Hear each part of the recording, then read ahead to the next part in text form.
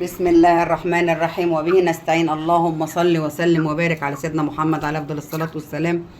حبايبي الغاليين عاملين ايه؟ يا رب اتمنى تكونوا بخير وفي احسن حال. جايين من عند الفراخ البيضه بتاعتنا اليوم ال33 كده، خلاص العد التنازلي قربنا نذبح الفراخ. بسم الله ما شاء الله ابتدت توظوظ. طبعا الحمد لله فضل وعدل من عند ربنا ان الفراخ دي كانت اللي متابع معانا كان عارف ان الفراخ دي، بصوا، كانت يعني من كام يوم كده ما كانتش فراخ، كانت كتاكيت. الفرخه ما كانتش عامله كيلو ولا عامله 800 جرام. بس الحمد لله فضل الحمد لله لربنا. ان طبعا الاوزان ابتدت تتظبط. طبعا مش من فراغ ان احنا بنعمل حاجات ومشاريب وخلطات كل الحاجات دي بتزود معانا الوزن. بصوا بسم الله ما شاء الله، هما في حبه كام واحده كده صغيرين. بس طبعا الحمد لله برضو الدنيا صيف. الدنيا طبعا في الصيف الفرخ مش بياكل قوي زي الشتاء. بس انت طبعا بتحاولي تحطي له بقى الحاجات اللي ايه تجذبي بيها بالاكل والخلطات. البصل والثوم جميل جدا. وفي حاجات تانية، في وجبه غذائيه بتحطيها على العلف دي بتفور الفرخ معاكي. ممكن من 20 يوم بتحطيها بنسب قليله قوي، مش بنسب كبيره، عشان تحصلي على الفرخ زي ما انت شايفه. بسم الله ما شاء الله، هم كانت حيوتهم حلوه وهم صغيرين. بس حاسه برضو ان هم فيهم فرز، مش فرز اول، لان الاوزان مش اللي هي اللي باخدها كل مره. هو التحويل بعد يعني يعني كان المفروض على 20 يوم كده التحويل بيزيد يوم عن يوم. لا، هو التحويل بتاعهم كان بيزيد بطيء قوي. بس الحمد لله بصوا الظهر الفرخ ابتدى يعرض ازاي. بسم الله ما شاء الله اهو اللي هناك برضو. فالحمد لله يعني ان احنا وصلنا للنتيجه دي، لان طبعا ايه كل حاجه احنا بنعملها طبعا بنبقى عارفين الفرخ احنا مربين مره واثنين وثلاثه وعشرة، فبنعرف ايه اللي الفرخ عايزه واحنا بنقدر نزود الوزن ازاي، نقدر نظبط ازاي. كان جالهم دور برد برضو عالجناه. كل ده وكمان بالاعشاب، ما جبناش ادويه خالص، غير بس ان جبنا اللي هو الريف الاخضر ده، وجبنا والفنت البشري اللي هو بتاع كان للنزلات وكده، والخشوله بتاعت صدرهم. والحمد لله زي ما انتم شايفين كده. كانوا يقول لك الفراخ لما بيبقى كبير ما في ناس كانت تجيب علاج وما يجيبش نتيجه. انا بقى ما عملتش علاج، انا كنت كل اللي عملته اعشاب. الاعشاب البسيطه، ورق الجوافه، اليانسون، الزعتر، الريف الاخضر، البصل والثوم والليمون بتخلطيه، بتفرميه وتاخدي العصير بتاعه تحطيه على الميه، والتفل تحطيه على الاكل. ده حاجه ممتازه جدا جدا جدا. وبعد كده عملنا الفنت البشري. بعد كده بقى ابتدينا بقى نحط الايه عملنا لهم برضو كام سقوه للاسهال، هنقول برضو عنهم. سقوات الاسهال اللي هي الزعتر، الشيح، قشر الرمان جميل جدا للاسهالات.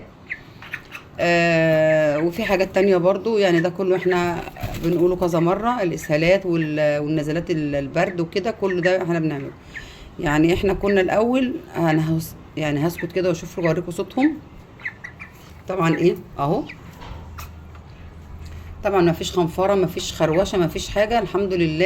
يعني تمت بحمد الله ان الفرخ راق خالص. يعني كان بعد وقت يبقى عدى في دوره كنت بجيب لها علاج ويقول لك ايه الفرخ يخف، بس الخروشه بتبقى فاضله. لكن لا، الحمد لله بفضل الله ما فيش حاجه خروشه ولا اي حاجه. بس طبعا ايه البدائل اللي احنا بنحطها حاجات بسيطه جدا وحاجات جميله بنحطها على العلف. وفي مكون برضو حلو قوي بيزود معانا الوزن بطريقه جميله جدا.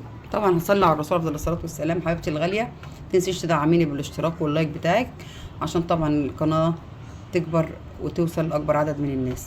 وحبايبي الغاليين اللي مشاركيني في القناه مشتركين في القناه على دماغي من فوق، ما تنسوناش برضو في اللايك. ونصلي على الرسول افضل الصلاه والسلام ونخش على الفيديو. طبعا العلف، ومعانا حبه كزبره، كزبره جميله جدا. ومعانا الفول السحر، الفول ده جميل جميل جميل جميل. طبعا انا عامله ايه ده فول حمام، لان ايه مش جايبه كتير. ممكن تجيبي فول كسر، يا اما ايه انا جايبه فول الحمام وايه ودشاه حطاه في الكبه. فطبعا ده بيبقى سهل اكتر ان هما بياكلوا. طبعا ما بتحطيش كميات، طبعا حاجات بسيطه انت بتحطيها على الاكل بتديكي برضو ايه. يعني ممكن على الكيلو 100 جرام بس. يعني ممكن الكيلو بحطه على 10 كيلو، على 10 كيلو. طبعا بتخلطي بقى كده مع بعض ومع العلف. وغير كده كمان، غير كده كمان كنا بنحط العيش، يعني احنا كم يوم كنا بنحط العيش، بنحط البطاطس جميله جدا في زياده الوزن. فكل الحاجات دي مهمه ان انت تحطيها عشان توصلي للفرخه باعلى اوزان ان شاء الله. زي ما انتم شايفين كده احنا هننزل العلف ونحطه في العلافات ونقلبه. طبعا احنا دربنا الخلطه وحطيناها. الفول يا جماعه والله العظيم بيفتح لحم صدر الفرخ بيفتح اللحم. احنا لما كنا زمان بنبقى عايزين نتقل معانا البط وعايزين نتقله كنا بنزغطه زمان، فطبعا تصغيط حرام. فاحنا دلوقتي بندي الفول بس زي ما قلت لكم انا يعني لو في الفول الكسر اللي هو الفول المدشوش ده وجبتيه ممكن برضو تديه فرمه كده عشان بعد قد بتبقى الحته عريضه فما بيعرفوش ياكلوها، فبنضطر بيرميها، ممكن يمسكها كده ويروح رميها. فاحنا عشان نضمن انا بروح جايبه الفول اللي انا كمان مش عندي الكسر الفول اللي هو الحتي ده فما بيبقاش موجود متوفر عندي، فبجيب فول الحمام وبروح بلاه يوم واروح ضرباه في الكبه. بيبقى حلو جدا، بياكلوه كله، بياكلوه قشر مع فول مع كده، وبسم الله ما شاء الله يعني فرق معايا بالامانه يعني. ده غير بقى البطاطس اللي بديها لهم، ده غير العيش.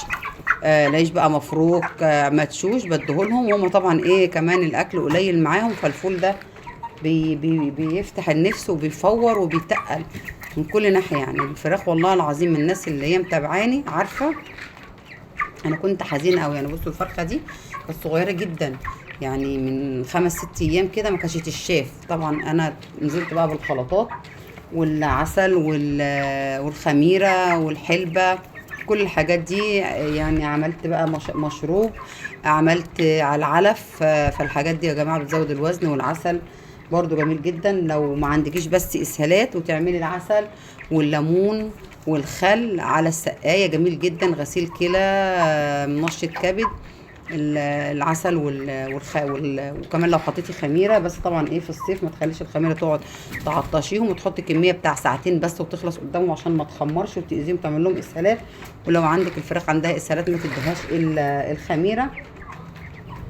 فكل الحاجات دي والله يا جماعه انا الدوره دي يعني كانت يأسة منها. انا كنت الفيديوهات القديمه اللي هي الاولانيه انا ما كنتش بتكلم بنفس، يعني في اول هم صغيرين كانوا حلوين، وفجاه كده الاكل ابتدى بقى لما ابتدوا يكبروا الاوزان بقت ضعيفه جدا، او هم لما ابتدوا يكبروا الحر ما بقاش فيه نفس للاكل. فطبعا ابتديت بقى ان انا اظبط الدنيا، ابتديت بقى طبعا احط المشروب يبقى ساقع شويه تحطي حاجات ان هي تجذبهم بيحبوا العسل جدا، على الليمون على الخل.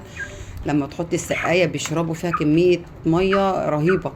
لكن لو حاطه ميه عاديه كده طبعا مش بيقربوا عليها قوي، زي ما بكوني حاطه ميه فيها معلقه عسل او معلقه او حبه خل او ليمونه. دي بتخليهم عارفين، يعني ما اقدرش اقولك على الشرب اللي بيشربوه، وبتفتح نفسهم للاكل. فطبعا بس ما يكونش في عندك اي اسهالات، عشان طبعا الاسهالات بيبقى غلط عليها العسل والخميره ما تزودش عندهم الاسهالات. زي ما انتم شايفين بسم الله ما شاء الله اللهم بارك. احنا طبعا بنعمل اي حاجه عايزين الفرخ ده يبقى معانا حاجه كده جميله جدا، فعشان تبقي حاجه جميله جدا لازم تعملي الحاجات اللي احنا بنقول عليها دي. زي ما انت شايفه والله العظيم لو هترجعوا للفيديوهات هتشوفوا انا كنت نفسي مسدوده جدا منهم. احنا النهارده 33 يوم بس بسم الله ما شاء الله اللهم بارك، فرق كبير قوي. يعني من كام يوم كده كانت الاوزان ضعيفه جدا، بس طبعا اشتغلنا على الحلبه، اشتغلنا على الخميره، اشتغلنا على العسل. طبعا قبلها كنا بقى عاملين حاجات للاسهالات، كنا عاملين قشر الرمان ده انا بحوشه من الشتاء وانشفه، بينفع جامد جدا للاسهالات. بدل ما تروحي تشتري من عند العطار ناشف ب 10 جنيه حبه صغيرين قوي، فاحنا بننشفه ونحطه في الفرن نجففه ونشيله للطيور. حاجه كده بسم الله ما شاء الله. حتى التوم برضو يا جماعه انا ممكن انا ببقى عندي توم، اللي لما بجيب التوم في اوانه بجيب العرش الاخضر ده بفرمه برضو وبشيله للطيور، بينفع برضو للفيروسات اي حاجه. التوم جميل جدا، البصل فاتح شهيه مهضم مضاد حيوي كل حاجه. يعني انت لو عندك الفرخه عنده برد بسيط كده وعملتي بصلايه مع تومايه وفرمتيها وصفتيها وحطيتي عليها ليمون وحطيتي عليها خل، والله العظيم 4-5 ايام مع حبايه ريف وبتضيع البرد نهائي. فبسم الله ما شاء الله. انا كنت كل مره اقول لا، ما يعني ما تحاولوش ان انتوا تجيبوا علاج، يعني تسيبوا الفرخه وتجيبوا علاج. لكن لا، انا المره دي انا نويت وقلت انا مش هجيب علاج، عشان طبعا الدنيا صيف وانا هضعف الكليه بتاعتهم. هجرب الاعشاب، بس جربت الاعشاب مع البصل والثوم مع الريفو الاخضر مع الاولفنت البشري. والله العظيم يا جماعه، انا بصوا الحمد لله والفضل لله ان الفراخ دي بقت كده، والحمد لله. يعني الاوزان ابتدت تظبط. عرض الفرخه عريضه ازاي، عريضه ازاي، بس عايزه بقى تملى، لان في اوزان برضو كام واحده كده ضعاف، وبس برضو مش زي تربيه الشتاء. لان تربيه الشتاء انا كنت باخد والله العظيم 3.5 و3 و4. انا خدت في دوره. وبرضو الفرخ ده مش زي اللي انا كنت بجيبه قبل كده، لان الفرخ اللي كنت بجيبه قبل كده ما كانش بيريش بسرعه. الفرخ ده مجرد يعني كان الريش بتاعه طلع بسرعه ديله كده. فكان عندي فراخ بجيبها في دورات ما بتريش الا بعد ال20 يوم وال25 يوم، بتلاقي الفرخه زي وتكون قرعه. فكانت دي بقى بتملى لحم جامد قوي. فطبعا الكام مره دول، المره دي الدوره دي والدوره اللي قبلها، الفرخ بيريش معايا بسرعة. مش الفرخ اللي هو كنا بنجيبه الأول اللي هو بيقعد ما يريش إلا بعد 25 يوم. فطبعا الفرخ اللي هو بيريش متأخر ده بيبقى جميل جدا وبيملى معانا ايه بسم الله ما شاء الله. فالحمد لله برضو احنا الفضل والعدل وعند ربنا.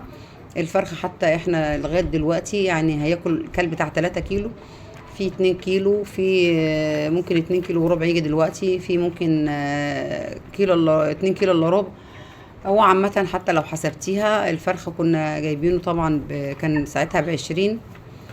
كل 3 كيلو علف كان ب32 الكيلو، ب23 الكيلو، يعني عاملين 70 و20 ادي 90 وقولي ادوية واللي هي بتاعت الاستقبال وكهرباء ونشارة قولي 10. يعني قولي الفرخ واخد 100. لو الفرخ جاب كيلو ونص او 2 الا ربع، بس هو مش كله كده، يعني في جايب 2. يعني انا لسه بقى هوزن بعد كده، وهو هنشوف برضو الموازين معانا عامله ايه. بس احنا هنقول على اصغر حاجه، يعني لو كيلو ونص وانت صرفتي 100 جنيه فالفرخه فيها ايه 50 جنيه وفر. ده غير بقى ان انت مأكلاها حاجه طبيعيه، غير ان انت الطعم بتاعها غير بره خالص، حاجات طبيعيه، اعشاب، مش مديه ادويه، مش مديه حاجات تمسخ اللحم. فكده انت برضو اللي كسبانه، لان انت مربيه تربيه بيتي بطعم البلدي، يعني ابيض بطعم البلدي. فطبعا ايه حاجه تانية خالص. فاحنا ايه برضو فيها مكسب. وحتى طبعا مش هيبقى كل كيلو ونص، هيبقى في عندك 2 كيلو من 2 كيلو دول هتجيبيها ب 250. فطبعا انت مكلفاها 100 جنيه زي ما قلنا، هيبقى فيها مكسب برضو 150. فما فيهاش خساره. هي بس انا الاوزان مش دي اللي انا الاوزان كنت باخدها كل مره. انا كنت باخد اعلى اوزان واحلى اوزان، بس طبعا قدر الله ما شاء فعل. لان طبعا ايه الكتكوت اللي هو بيجيبه اما جيت سالت اقول له الفراخ مش كويسه، فقال لي انا بجيب من 4 اماكن. فطبعا انا عرفت مكان من اللي هو بيجيب منه، ان انا بعد كده يعني انا هقول له انا مش عايزه من المكان ده، عايزه الفرخ من، لو ده مش هجيب منه، هجيب بقى من ايه من كام واحده اللي هو انا لسه بقى انا جربت بس مش كنتش عارفه اسامي الشركات. ان كنت بجيب هو اللي انا بجيب منه، ان انا بعتمد انا هو البيتر بجيب منه، بس ما اعرفش ان هو بيجيب من 4 اماكن. فكل كتكوت اجيبه ويبقى ليه وضع. في فرخ بيفرق معايا في الوزن، وفي فرخ لا زي ده. بس ده انا عرفت طبعا تبع شركه ايه. فخلاص كده ستوب، مش هنجيب ايه طبعا منها تاني. وعشان طبعا الواحد بيبقى عايز اوزان عاليه، لان طبعا انت بتتعبي وتشقي، فعايزه تعبك على يعني بيبقى اعلى اوزان ان شاء الله. اقول لكم حبايبي الغاليين، اوعوا تنسوني بالله عليكم في اللايك والاشتراك وكومنت حلو منكم. اي سؤال اي استفسار تحت امركم. اقول لكم اشوفكم على خير، اتمنى لكم السعاده والخير. السلام عليكم ورحمه الله وبركاته.